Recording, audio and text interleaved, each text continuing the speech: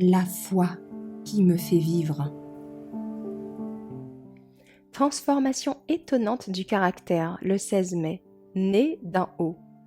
Quant à moi, je contemplerai ta face dans la justice. Je me rassasierai à mon réveil de ta ressemblance. Psaume 17, verset 15. Jésus est venu pour restaurer en l'homme l'image de son Créateur. Nul autre que le Christ ne peut façonner à nouveau le caractère qui a été ruiné par le péché. Il est venu pour expulser les démons qui avaient contrôlé sa volonté.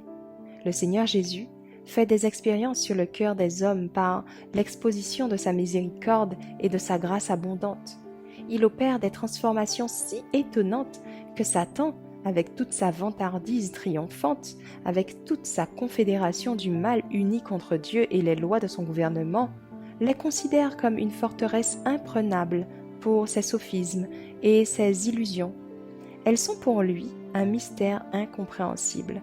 Les anges de Dieu, les séraphins et les chérubins, les puissances chargées de coopérer avec les organismes humains, voient avec étonnement et avec joie que les hommes déchus, autrefois enfants de la colère, développent, par l'éducation du Christ, des caractères selon la similitude divine pour être fils et filles de Dieu, pour jouer un rôle important dans les occupations et les plaisirs du ciel.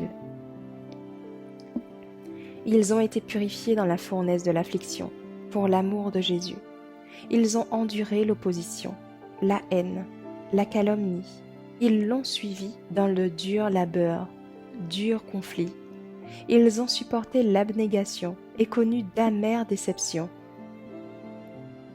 Par leur propre expérience, douloureuse, ils ont appris le mal du péché, sa puissance, sa culpabilité, son malheur, et ils le considèrent avec horreur. Le sens du sacrifice infini, consenti pour sa guérison, les rend humbles à leurs propres yeux et remplit leur cœur d'une gratitude et d'une louange que ceux qui ne sont jamais tombés ne peuvent apprécier.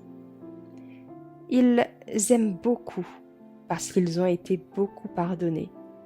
Ayant participé aux souffrances du Christ, ils sont aptes à participer avec lui à sa gloire.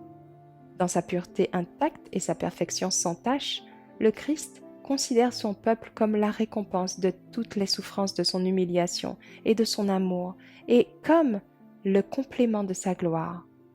Le Christ, le grand centre, d'où rayonne toute la gloire.